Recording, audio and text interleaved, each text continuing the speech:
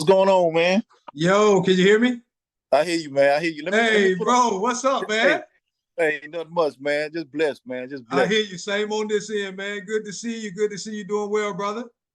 Thanks, man. Man, let me tell you this, man. Listen, I've been following you, dog. Listen, I've been following you with the basketball thing or whatever, man. You stayed on the same block Yeah. and you stayed at the end, man. You Right. were never home. You was always on Always at practicing, the court, something. man. Yeah, Always at the something like that. court. Hey, man, Hey, we man. we we can talk for days because it's just and one of the things I want to get into, man, and we'll get into it, is to talk about our old neighborhood and how it influenced us both to go do Yes. what we're doing, man. But let me give you a formal intro. This is my brother Jocelyn Borgella, man. Borgella is straight out of Miami Edison High School, same school I went to, same neighborhood, down the block. Knew the family, man. Watch you grew up. I think you're a year younger than me, and Yes, I was. so we basically came up in the same hood together and did pretty much similar paths, man. So number one, I'm excited to have you on. You just informed me a couple of days ago I was your first interview after writing the book, man. So I just want to let you know I appreciate that, Oh, I um, appreciate you. and I'll make sure to show you all the love you deserve about that, bro, because that's huge. Oh, no, most definitely. Thanks. Appreciate it. Yeah. So I've given you the introduction. The book is called "The First Football Player of Haitian Descent to Be Drafted into the NFL." Now, I had an idea of that because it kind of goes way back, but I didn't know that for sure, man. So that's an education to everybody, bro. That's a lot to be proud of. So let me let you introduce yourself and first talk about a little bit about your story and how you came into football. Again, my name is Jocelyn Borgella, uh, a sibling of four, the oldest, parents from St. Louis, Denard, Haiti, uh, raised in Miami, Florida, born in Nassau, Bahamas. Uh, I was the oldest of four, living in the little Haiti area, coming up, attending Miami Edison Senior High School, and how football came into my life when I was younger. And everything talks about it in the book, but I'm starting from, you know, when I was younger, I didn't know what direction I was going into. Um, I didn't like school at all. I got into some trouble of skipping school during my elementary days, and that pretty much turned me around and got me into football as far as activity wise, getting myself occupied with the football. They all started out at Shelton Elementary School, flag Absolutely. football. Yes, sir. So Yes, sir. basically, that's where it starts out and goes from there. Yep. And I can relate to that. A lot of people don't know this about me, but football was kind of my first passion. We used to play the little sandlot games, and I had a empty lot, and then we go down and play at the park and play out in Shalon. And so I actually love football until I got to see you heavy hitters out there at Edison, and I had a passion for basketball too. And watching y'all heavy hitters out there at Edison pushed me toward the basketball because y'all were bringing it out there, man. It was some heavy hitters out there, so that kind of steered me. So yeah, I'm glad you shared that story. You talked in the book, and I don't want to give too much away from the book, so just kind of stay on the surface. But you talked about having hardworking parents, kind of guided you and with your work ethic, and you just kind of fed off of what your parents do. Being from that same neighborhood and having hardworking parents, I know how that can steer you in the right direction and make sure that that foundation is set. Can you talk a little bit about the influence that your parents had on you? Well, my the influence that my parents had is just that, like I said, I direct myself into sports. My parents work all the time, and they never had a chance. I mean, they haven't. Well, like I said, don't want to talk a lot about the book, but they never see me play football. Yeah, yeah, and that So they that was that's always huge. working. They were always working, and that is huge. And I'll let the book tell the rest of the story, but I just wanted to make sure that that I gave your parents some props because that foundation was there, and a lot of folks can't say that the foundation was set. So when it came to working hard, you had already seen it. So it Yes. wasn't nothing new to you with the grind and the hard work. So the motto was, they worked hard, I just play hard. Absolutely, absolutely. I feel you, and that's the same cloth that I'm cut from. So I wanted to make sure we talked about that. Now, Bo, for me, the neighborhood was so critical for me growing up in Little Haiti, Chatillon, Florida, the hood, Edison neighborhood, however people want to look at it. That neighborhood was so influential for me because it was hard knocks, bro. Nobody gave you anything, and you know you had to fight and scrap for everything you got, and that's on the court. The one thing I will say about our neighborhood, as like when I was coming up, the gangsters in the neighborhood always looked out for guys that knew, like, this guy's special. He's got something. This path that he on, I want to make sure he don't get into any serious trouble. Did you have that same kind of feeling from the neighborhood? Like, it's rough and it's gangster and but nobody was steering you in the wrong direction. And I'm speaking of the OGs, the older guys. They always kind of they didn't bring trouble my way. Let me put it that way. I was just saying, Bo, it didn't. The thing was with that, I see trouble, I stayed away from trouble or whatnot. There you go. I deterred myself the other way. Yeah. I became a leader, meaning making a decision that I wanted to make and deter myself. If I didn't want to go in direction, I just went the other way. And just basically just the sports thing just kept me busy. Absolutely. Kept me out of thinking negative, always positive, doing what I was supposed to be done, even though far as sports wise, it come a time where you get coached, but what are you doing when the coach is not coaching you, or what when they back is turned? I mean, you study grinding, you study working out, you study doing what you supposed to do, even if you was on the field and the coach was paying attention to you. So basically, I wasn't in that I wasn't heading in that direction, so I went the opposite way. Yeah, and I think there's a couple of critical things you pointed out in that is like I always felt like what sets the guys apart is what you're doing when the coach is not watching. You mentioned the comment about me always on the basketball court. Well, for me, I knew I wasn't going to be super tall. Neither one of the parents was super tall. And I knew for me to make it, I had to work twice as hard as the other guy. And I know you had that same kind of chip that hey man, while they over there chilling and going to the club and the parties, I'm gonna stay out here on this grind. And so I know you had a little bit of that, a lot of that in you too, because I always say that's what kind of separates you, what you're doing when people not watching. So that's a great point you bring up. So you hit high school. Tell me about your start in high school. Was it an instant success, or did you have to grind your way to the point where people started recognizing? Well, no, let me go back. Just introduce myself to football, flag football. Yes, sir. I know I was heading to high school, so I had to get prepared for high school. I went to Northwest Boys Club. Yes, sir. That's where I first started at. Yes, sir. I mean, I played with the heaviest pound. I'm talking about I was terrified. Yeah. Never played contact football. Then to play with the heaviest pound of 145. Yes, sir. I didn't weigh that much. So it was an experience where that's the experience I needed to get ahead of the game. But it taught me a lot as far as playing with other players that been playing Optimus, yep. starting at 5 or 6 or 7 years old. So I'm new to the game. I don't know how old I was, but it was the 7th, 8th grade going to the 9th. So I did get the experience at Northwest Boys Club. That's where I first had my Optimus contact, started playing football. And let me say this, man, and I went through Northwest for a year or two as well at a little bit younger age. I think I was 10 or 11.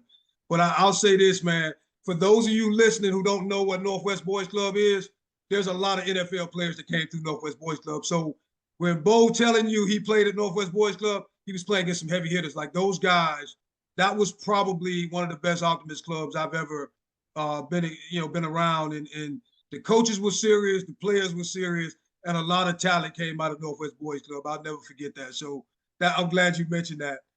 So Northwest got you started with that hard-hitting contact on to Miami Edison Senior High, which was our neighborhood school.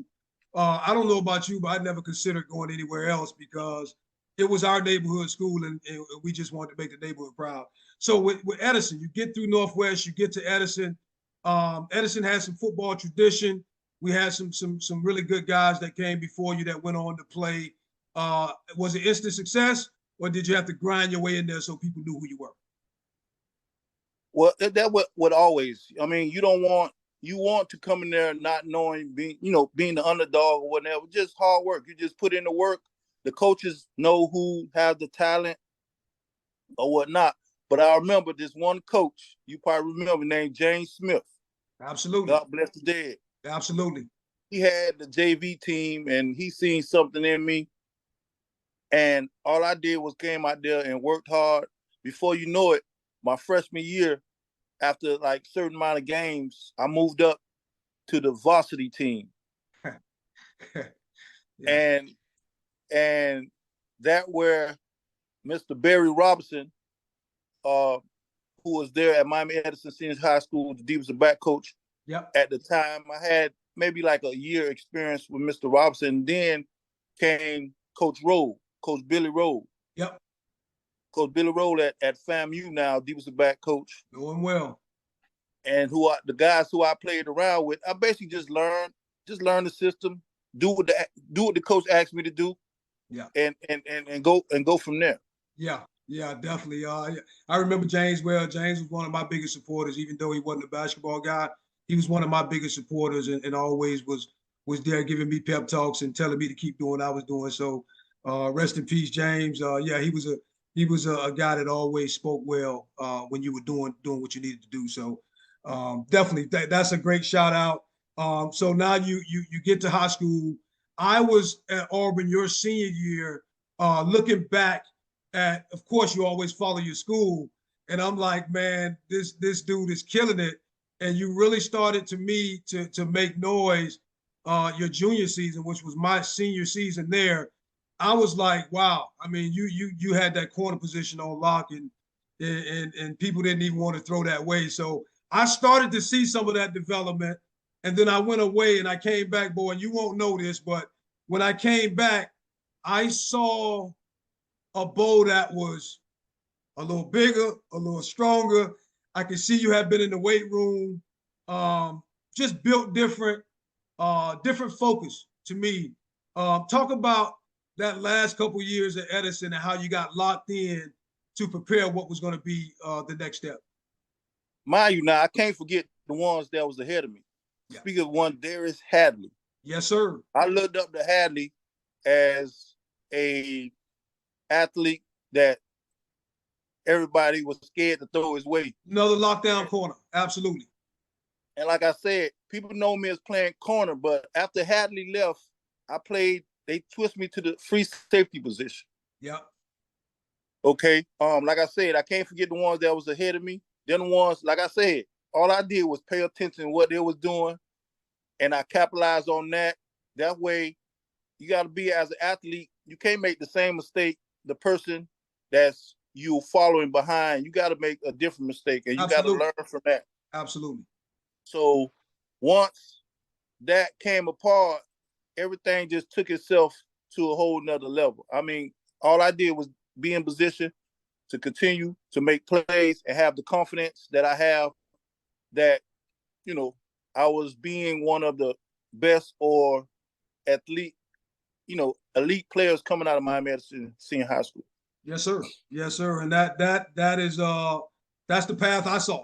That's the path that I saw you on, and just saw you getting better each year. That because I was a big time football fan. I didn't miss any games. I always went to the high school games. And like I said, with so much talent coming through there, and there are a lot of guys that never made it to that next level, but we knew, the talent was there. You know what I mean? So I talked about high school. So Now high school is about to end. What was your recruiting like? What was it, crazy recruiting, or you kind of had it streamlined between 4 or 5 schools right away? How was the recruiting process?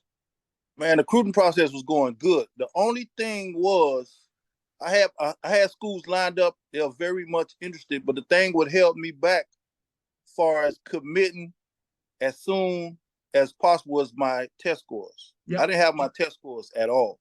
Yeah. Yeah. The school I wanted to go to was Florida State. Okay. Florida Okay. State was on top notch, Yeah. but it taught me as years went by and I thought about it, things happen for a reason. Absolutely. Absolutely. And Florida State wasn't the school for me Right. because simple fact that they didn't believe that I can pass the test score. Yeah. So they shattered away from me. Okay. Okay. I visited Florida State. I visited West Virginia. I visited Cincinnati.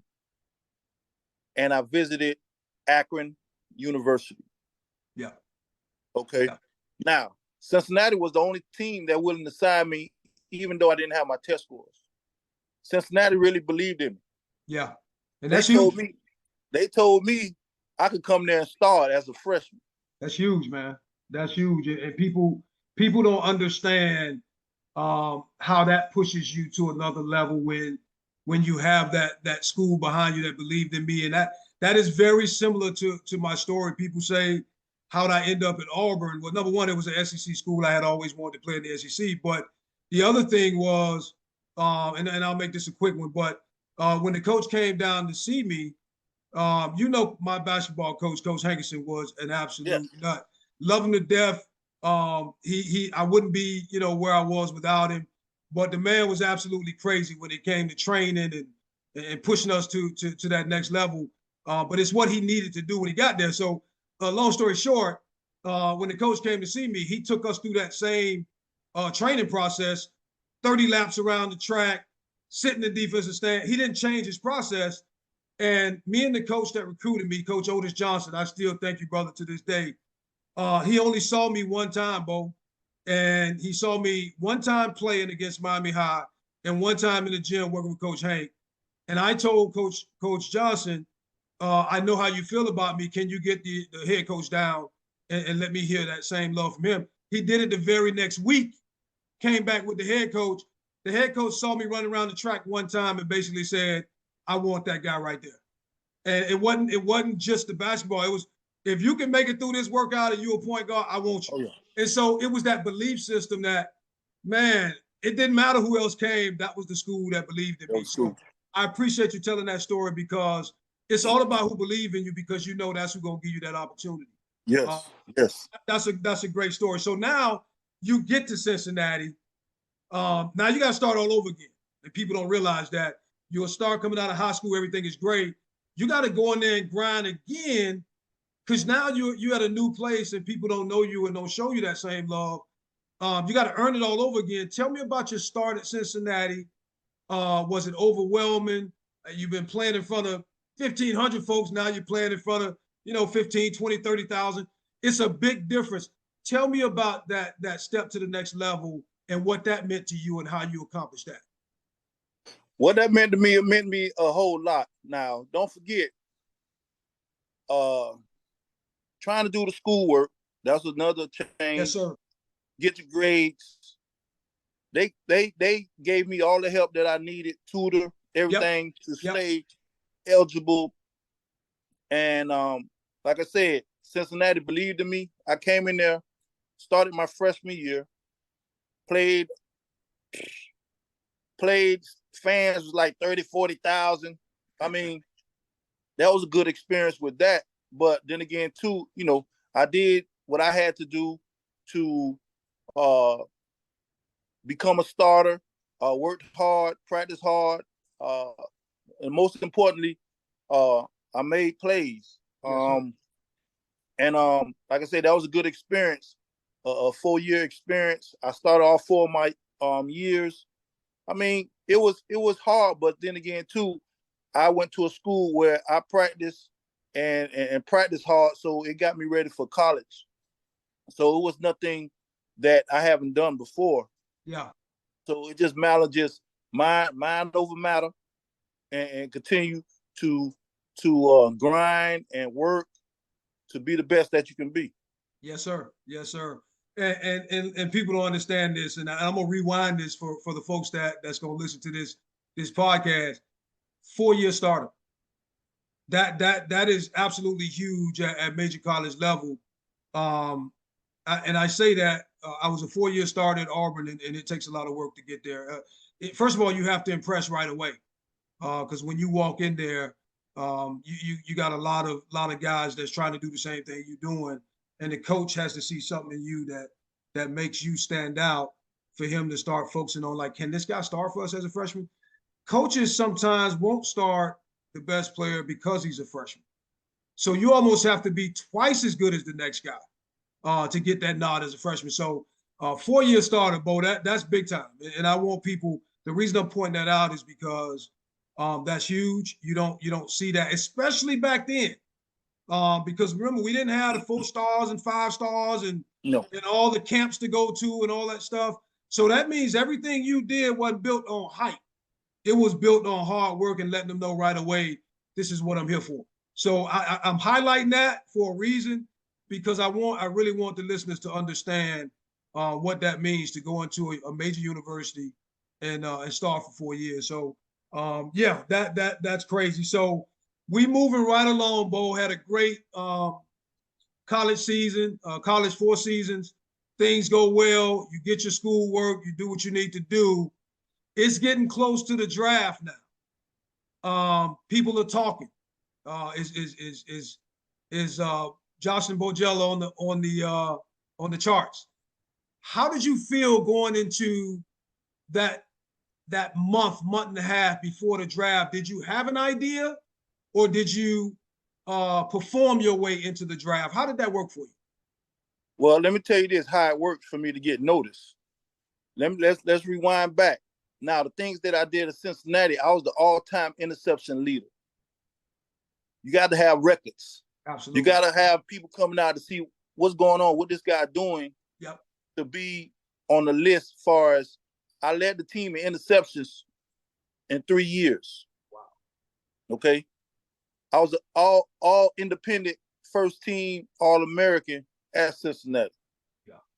So you got to get noticed first to see what these guys doing, to even consider being an first team all-independent. Yes, sir. Okay. The next thing is getting invited to the NFL Combine. Absolutely. Yep. That's okay. Huge. Now you consider one of the best. Yeah. To come out your school to get looked at and meet and compete or test with other top players in college football. Yeah. You with the best of the best. Okay. Having that experience to go, because top players that was in the combine during my time, they're NFL coaches now. Absolutely. You're talking about some of the best, and that's why I'm pointing it out. I know our time frame. I came out of college in 93. You came out in 94. Man, you talking about the best of the best. Some of these guys are mentioned as some of the best players that will ever play the game around that time. So it wasn't no cakewalk, man. You had to go do what you had to do, man. And so I highlight things like that, and I want you. I ask you to speak on that, because I want listeners to really get the impact of, first Haitian-born player of Haitian descent. That is huge in itself. And then what you had to go through to get to all these levels that you got to. I want people to feel that impact. So when they read that book, they read it with, damn, I mean, this man really put the work in. And the other thing is, and I'll let you touch on this a little bit, I'm all about inspiring the next generation, man. And so one of the things I wanted to ask, and I'll save it for towards the end when you touch on the book itself, but just inspiring other folks to kind of be that first anybody that's, if you ever facing any doubt. But I'll let you speak on that in a minute. But I do want to get you, tell me a little bit about your NFL experience. you're there now. It's draft time. You got an idea you're going to get drafted because you've been in the combine. But what are you thinking when it's leading up to the draft, a couple days before the draft? Man, it was a great experience. I mean, I knew I was going to get drafted, but don't know where I was going to get drafted. Yeah. Okay. Me and my family, my agent till this day, best friend 30 years, David Shaw, Sports One down in Miami. I know Sports One, and I know exactly what you're talking about. As a Morris matter of Copeland, fact, Morris yes, Copeland, Morris listen, Copeland. yeah, man, that's big time. And my shooting guard and I spent some time with them and actually considered them. So great people. Forget about the sports part. I know Morris Copeland real well. Been knowing him since I was a Jet. And that whole group down there is top notch. So good to know you guys are still locked in as friends, bro.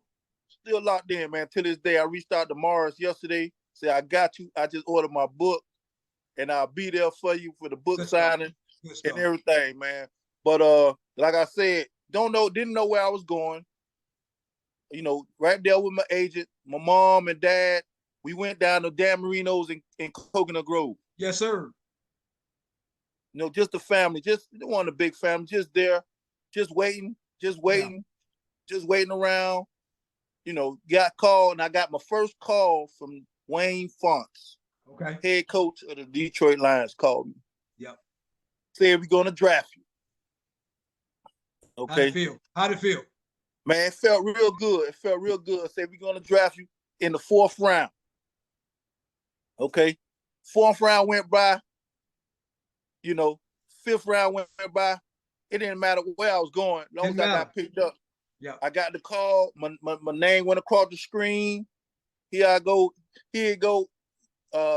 Detroit Lions picked me in the 183rd pick, 6th round draft choice. I was ecstatic, happy, just to be drafted.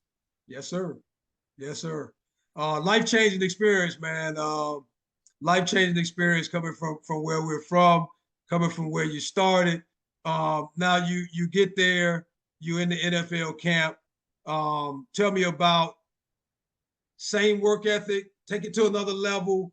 How different was that from what you had been through high school and college? It's no different. It's just matter of fact, now you're in a whole nother league. Yeah.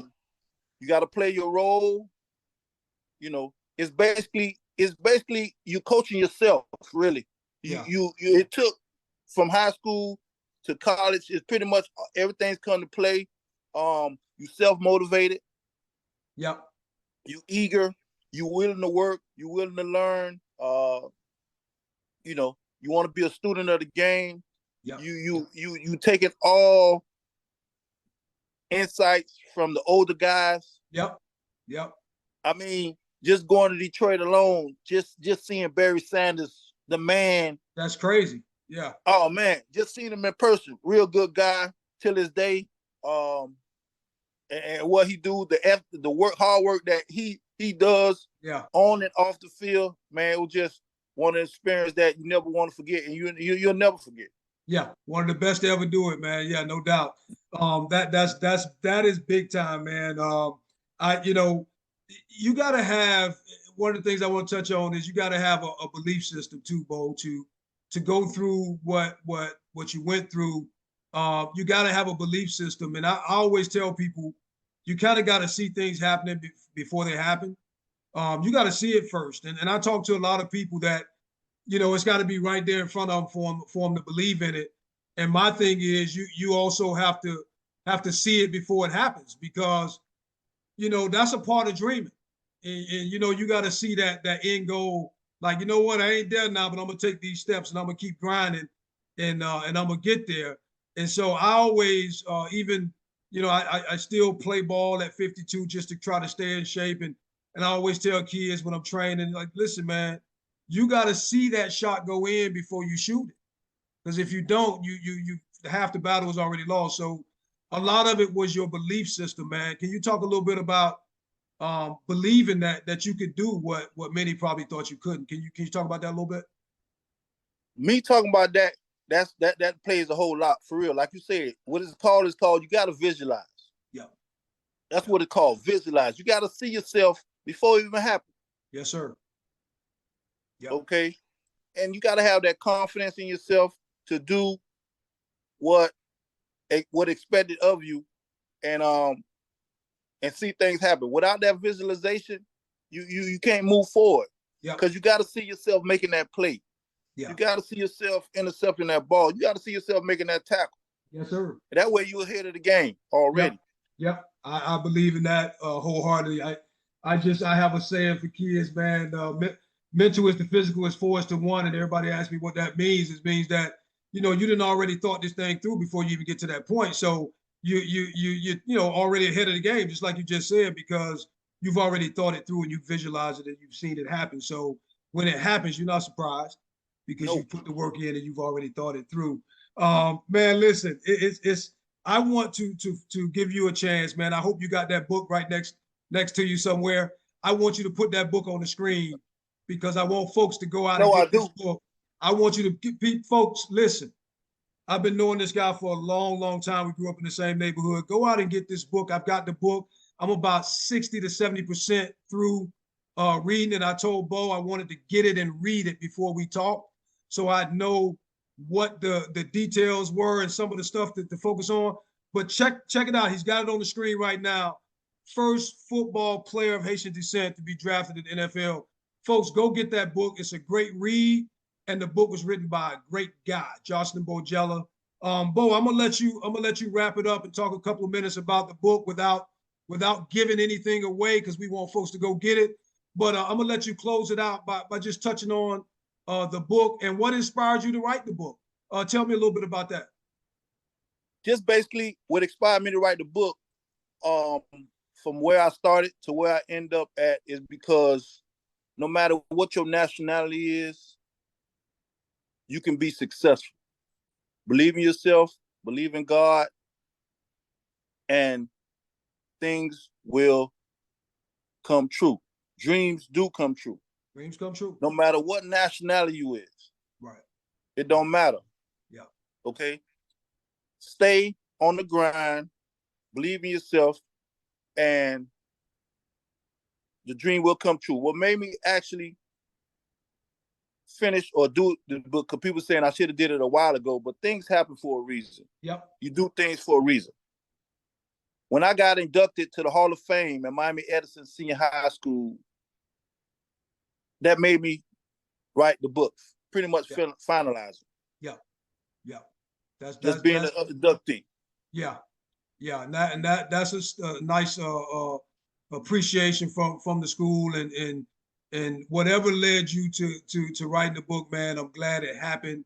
I know I'm gonna push it, and this thing will be out there for everybody to see. And I want you to push it on your end because I want people to go and read your story and understand that dreams do happen. I talk about it all the time, man.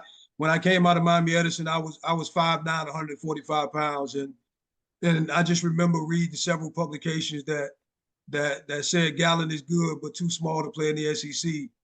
And bro, when you put that little chip on your shoulder and people tell you can't do something, right? It's that inspiration, that little. You don't need an edge, but when they give it to you, you use it to your advantage and that kind of thing. That's so it. I appreciate the entire story, and that's why I kind of took you through from start to finish because I wanted people to really understand the grind. But also at the end, the appreciation I want people to have for what you did, not only for the Haitian culture, but for everybody. Like you said, it doesn't matter what nationality you are. Sometimes, people might put their foot on your neck, and you gotta get it off your neck. You can't sit there and say somebody got their foot on my neck. Get it off your neck and keep it moving. And I truly appreciate the grind and getting through the book is one of the things. I got you on at the perfect time because I'm not all the way through it. I'm about 60 to 70%. And so I don't know the whole story, but this year kind of gives me that other 30% excitement to get through that the rest of the book. And man, I appreciate you allowing me to be the first to get you on and talk about it. I think it's fitting because we're from the same hood, same block, and I'm gonna continue to push your story and anything I can do on my end, we connected. So let me know. I appreciate it, man. I want to talk about one more thing, man. Yes, sir. You got it. You got the floor. No matter what, far as your dream is, the number one thing for me and earning my bachelor's degree after I got drafted, I wasn't finished with college. Yeah. Okay.